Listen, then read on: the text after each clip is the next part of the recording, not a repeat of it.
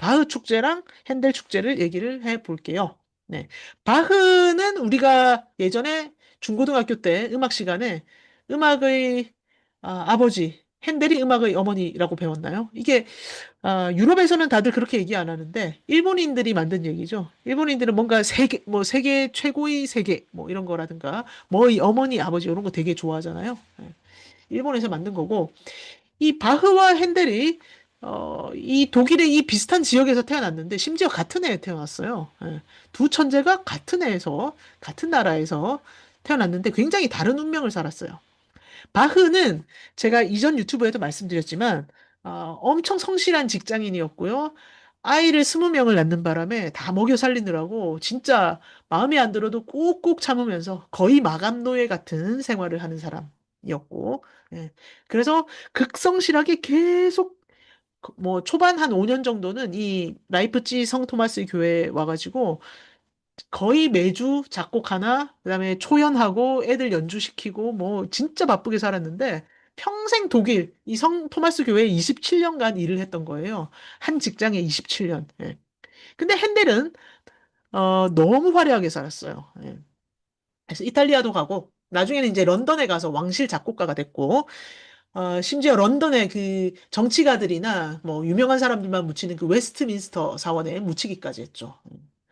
근데 핸델도 승승장구한 것 같지만 또 제가 지난 유튜브에 써놓은 그 했지만 다뤘지만 뇌졸중 걸리고 막 손이 거의 마비되다시피 하고 그 자기가 이제 투자자로서 문화 투자자로서 뭐 이탈리아 오페라 만들고 했는데 파산 두 번이나 하고 완전 망했다가 몇 그 짧은 시간 동안 할렐루야 만들어서 메시아 만들어서 재기한 되게 극적인 인생을 살았더라고요. 예. 그래서 할레에 있는 핸델 하우스에 가시면은 이 핸델에 대해서 더 많이 아실 수가 있어요. 그리고 라이프치히에 있는 바흐 뮤지엄 가시면 바흐에 대해서 아실 수가 있고요. 근데 그것만 봐도 참 클래식 팬들은 가슴이 웅장해질 텐데 딱 이때 맞춰서 가면은 바흐 축제, 핸델 축제 다 보실 수 있으니까 진짜 가장 완벽한 타이밍인 거죠. 예. 바흐와 핸델은 살아있을 때는 한 번도 못 만났어요. 바흐가 이제 두 번이나 초청을 했는데 핸델 그때 너무 잘 나가기도 했고 바쁘기도 했기 때문에 오지 않았던 거죠. 예. 근데 이제 뭐 이 축제 때 맞춰서 가시면은 기차로 30분 걸리거든요. 라이프치히와 할레가. 그래서 두 가지 축제를 다 즐길 수가 있다.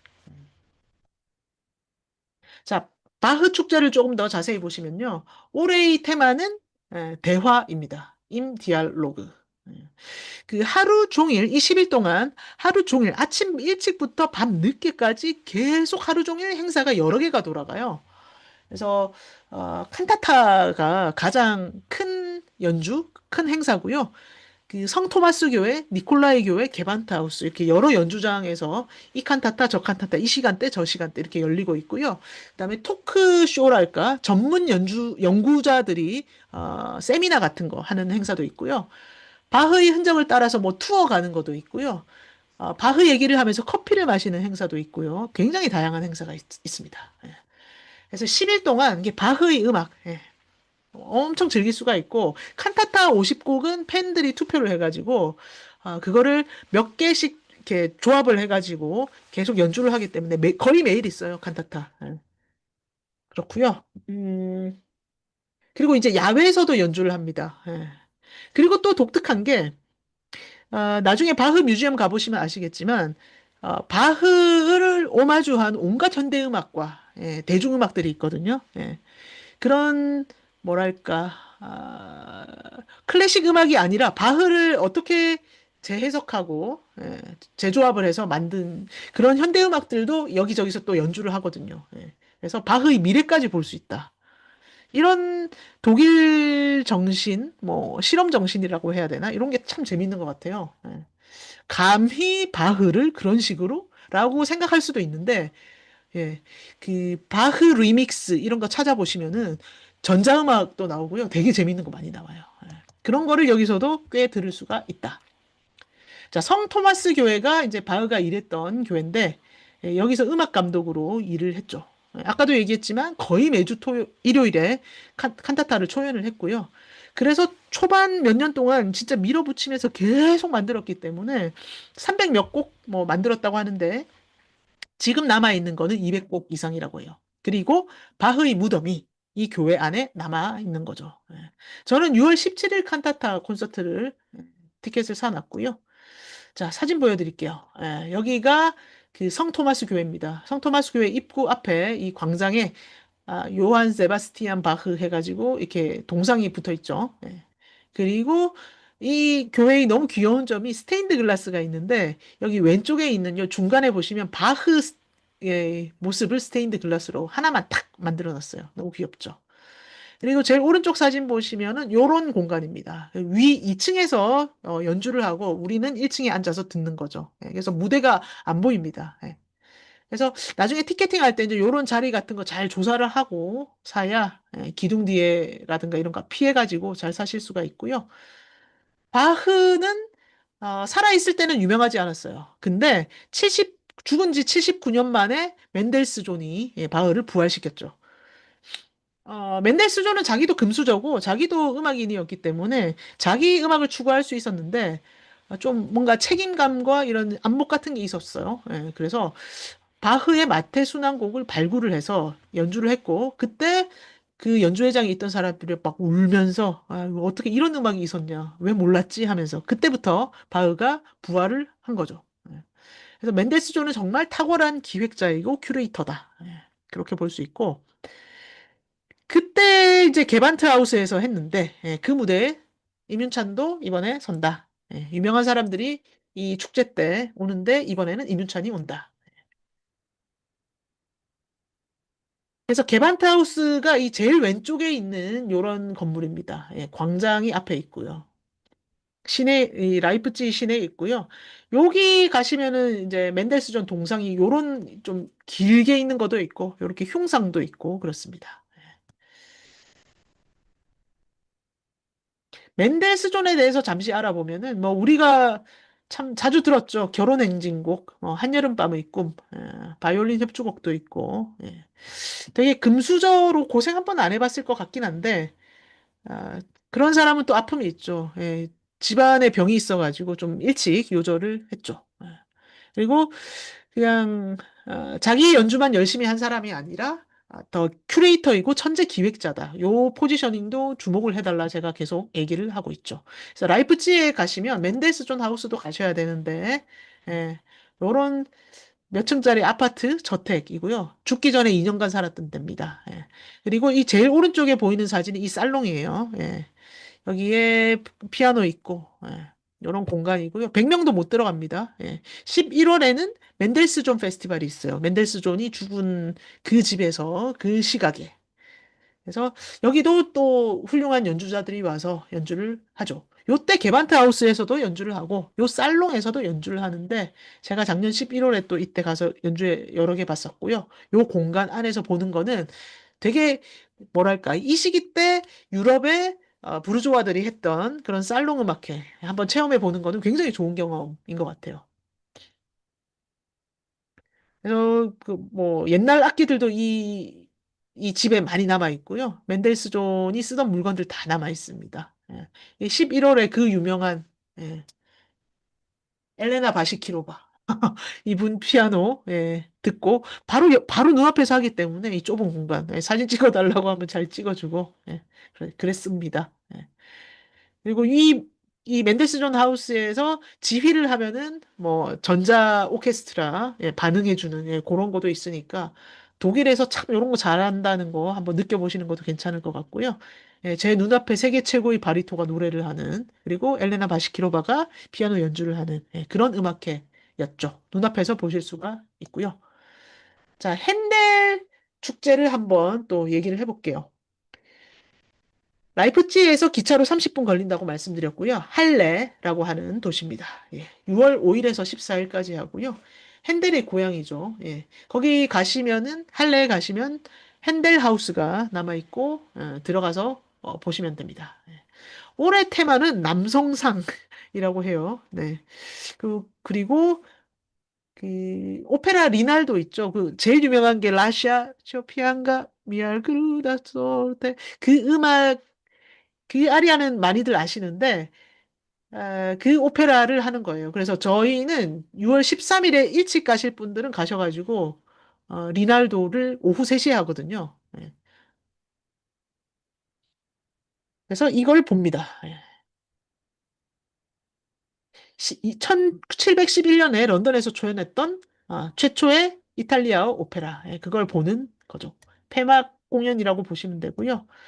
자, 핸델하우스 이렇게 큽니다. 예, 1685년에 핸델이 태어났던 데고 지금 핸델하우스 박물관이라고 말씀드렸고요. 근처에 핸델이 세례받은 교회도 있고, 어, 그리고 모리츠부르크 미술관도 있습니다. 그래서 할레에서도 하루 종일 뭔가 볼 게 있어요. 그래서 아침 일찍 할레로 가서 지역 열차 타고 할레로 가서 오후에 할레로 라이프치히로 돌아오시면 됩니다. 예. 핸델하우스에 악기가 굉장히 많이 있거든요. 그래서 핸델과 관련된 것도 많이 있고요. 그래서 이런 것들 보다 보면 뭐 거의 2시간은 훌쩍 갑니다. 예. 할레는 되게 작은 소도시예요. 인구 23만 명이고요. 그리고 또 그 이 동네를 보시면은 종교개혁을 했던 루터가 여기저기 다녔던 흔적들이 많이 남아 있는데 할레에도 와가지고요. 루터의 흔적도 있습니다. 설교했던 흔적이 있고요. 그렇습니다. 그래서 어, 여기에 음악도 남아 있고 종교개혁도 남아 있고 미술도 남아 있고 참 볼 게 많은 소도시다. 생각하시면 되고요. 그래서 이번에 가시면은 할례랑 그다음에 핸델을 하나의 여정에서 다 즐기실 수가 있죠. 물론 이번에 안 맞춰 가셔도 그냥 이 도시에 가는 것만으로 해도 이 사람들이 살았던 흔적, 뭐 거닐었던 흔적 이런 데 다 가실 수가 있지만 축제를 맞춰서 가면 더더욱 그렇습니다. 자, 그리고 이번에 이제 저는 날짜를 잘 맞춰가면 이제 베를린 필하모니에 가서 베를린 필하모닉 오케스트라의 연주까지 보실 수가 있는데 이번에는 또 그 임윤찬 콘서트 다음 날 저희는 베를린 필하모니에 가서 베를린 필하모닉 오케스트라의 심지어 또 두다멜이 지휘하는 심지어 또 베토벤 교향곡 3번 영웅을 봅니다. 이 이름 헷갈리는데요. 지금 오른쪽 위쪽에 보시면은 노란색 약간 텐트 같은 건물이 있죠. 이게 한스 샤로운이라고 하는 그 유명한 건축가가 지은 건물인데 당시에는요, 이 한스 샤론이 요거를 지을 때는 되게 기능주의적인 건물, 그런 걸 많이 짓던 때인데 이 한스 샤론은 사람이 먼저고 그다음에 감각이 먼저고 음악이 먼저다. 그래서 세계 최초의 빈야드, 포도밭처럼 이 무대를 이렇게 쫙 둘러싼 그런 건축을 했죠. 그래서 여기 들어가시면은 음이 굉장히 모든 자리에서 동등하게 들리고 음향이 굉장히 좋다고 그래요. 많은 분들이. 예. 그래서 베를린 필하모닉 오케스트라가 베를린 필하모니에서 연주하는 음반이 굉장히 많죠. 저도 어릴 때 이런 이 노란 테이프, 카세트 테이프로 클래식을 많이 들었는데 항상 거기는 써 있었죠. 베를린 필하모니에서 베를린 필하모닉 오케스트라가 연주를 했다. 그리고 항상 지휘자는 이 헤르베르트 폰 카라얀 탁 눈을 감고 하얀 머리 촥 장인 같은 모습으로 그래서 어릴 때 이런 거 좋아하셨던 분은 그 성지순례 가는 기분이실 거예요. 그래서 베를린 필하모니에서 베를린 필하모닉 오케스트라 그 홈페이지 찾아보시면은 베를린 필하모니커라고 써 있어요. 베를린 필하모닉 사람들이라는 뜻으로. 그래서 이 두 단어의 뜻 알아두시면 헷갈리지 않으실 것 같고요. 이번에 이제 연주 때 그 지휘자가 구스타보 두다멜이에요. 이 사람은 베네수엘라 출신인데 베네수엘라에는 엘 시스테마라고 하는 음악 연주 단이 있는데 빈민가 아이들한테 음악을 연주해서 정서를 순화하고 굉장히 좀 뜻있는 그런 사회 움직임이었는데 엘 시스테마 찾아보시면 한국에도 그 번역서도 나와 있고 책도 나와 있습니다. 되게 뜻깊은 사회 운동이었는데 거기서 큰 커서 세계 정상의 지휘자가 된 인물이에요. 그리고 이 뽀글머리, 곱슬머리 지금 사진 보시면 이게 굉장히 휘날리겠죠. 이 지휘를 하면. 그게 사람들이 굉장히 좋아하는 아이콘처럼 돼가지고요. 그래서 이 사람도 어릴 때 가난했지만 그 막 그러면 이제 총 쥐고 빗나갈 수 있는 그런 환경인데 총 대신 악기를 쥐어주는 이 엘 시스테마 때문에 이 사람은 세계 정상급 지휘자가 된 거죠. 그래서 음악은 사치가 아니고 사회를 바꾸는 권리다. 이런 말을 했고요. 이 우리나라에서는 클래식 음악이 굉장히 고급스러운 폐쇄적인 소수만의 문화, 굉장히 티켓도 비싸고 연주장도 사실 많지 않았죠. 그런 좀 고급스러운 문화라는 인식이 있는데 유럽에서만 해도 이렇게 누구나 갈 수 있도록 그리고 학생이나 약자들한테는 티켓을 굉장히 싸게 해주거든요. 원래도 싼데 우리나라에 비해서. 그래서 누구나 음악을 원하면 들을 수가 있고 이 베네수엘라에서도 그런 식으로 사회를 바꾸는 권리로 했던 거죠. 그래서 이 두다멜은 뉴욕 필의 음악 감독으로도 취임을 했고요. 베를린 필 객원으로 이제 가끔 지휘를 하는데 점점 기회가 없을 거라고 합니다.